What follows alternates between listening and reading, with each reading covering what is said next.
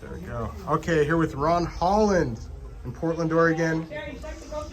What's been the most difficult adjustment to this level of play, Ron? I say the most difficult adjustment I've had to make since I left high school is the physicality and just the knowing the game of basketball, knowing when and when not to do things. And what's been the advice that stuck with you the most through this process? The advice that I really listened to, Coach Hart has said it, you can't get really too high or too low with this. You just got to stay humble and stay in between the lines, just in case anything's going bad or going wrong, you'll be able to stay level-headed and stay mentally strong. And what rule change from high school to the G League was the most difficult adjustment for you? I would say the biggest rule adjustment that I have been struggling with, I haven't really got the call a lot, but just seeing it just really be throwing me off is the 3-second violation. Yeah. In high school, you can really just sit in the paint, just wait till Banana's help, and you gotta be able to get in and get out. And what have been Coach Hart's expectations of you, and what's been the biggest takeaway from his coaching?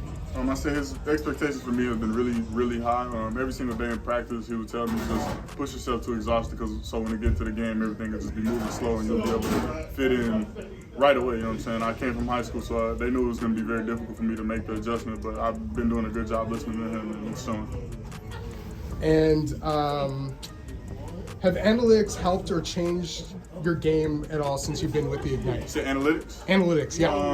I haven't really been paying too much attention to it. I know for a fact, my coaches will tell me like what's going on with percentages and everything, but I don't really too much look into it. I just go out there and play the game of basketball and then look at stuff like that later. Okay. And what teammates surprised you the most during this year and why? I say a teammate that has surprised me the most is London Johnson.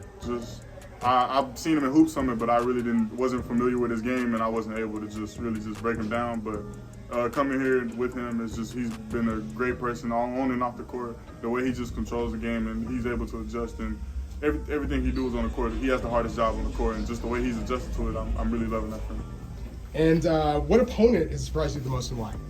I say Santa Cruz. Santa Cruz surprised me the most, only because they play exactly like the Warriors. They don't stop moving. It's just like you gotta stay focused every single second of the game, because 1 second you're not, they're gonna make you pay for it.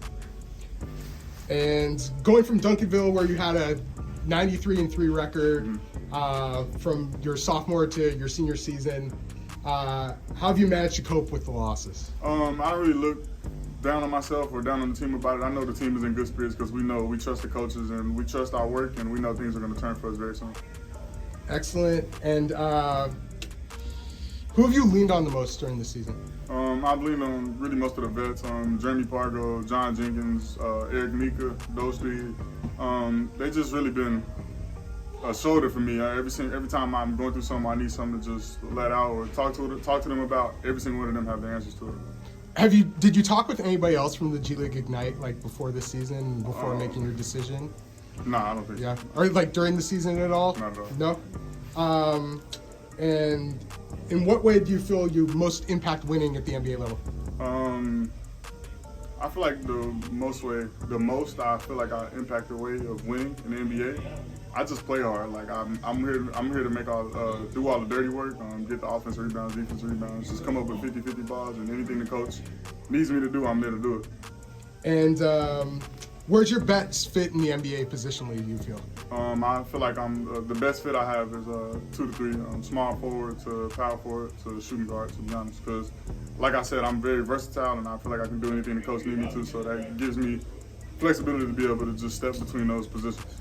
What have you focused on most in terms of strength and agility, for the next level? I say working on my lower body, just because I know I'm very explosive off one, but just knowing sometimes I have to be able to play off two, and then all that involves core and legs and just getting low and using your knees and just things of that nature. We have a great strength and conditioning coach, Ern and John. They've been helping me a lot. And how closely have you followed potential 2024 draftees outside of your teammates? Not too closely? Yeah. Got you. And Duncanville seemed to have a great infrastructure with its coaches and staff.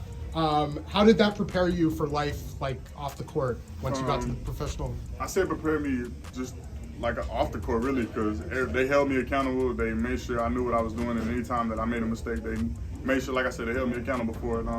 Coming here, I knew it was going to be very difficult, but at Duncanville things were pretty hard, so I'm used to things being pretty hard for me. But they've taught me how to just work through it and just stay down and stay humble and just grind. And know you're a big horror movie fan, but you're also busy. Yeah. Any recent recommendations that you would have? Horror movie. I've been watching Meet the Blacks. Oh yeah? I've watched the movie like 40 times in the past like week. Oh yeah. Mike Epps. Yeah. Funny movie. Awesome. Yes, sir. Good stuff. Thank you, Ron. Yes, sir. Appreciate it, man.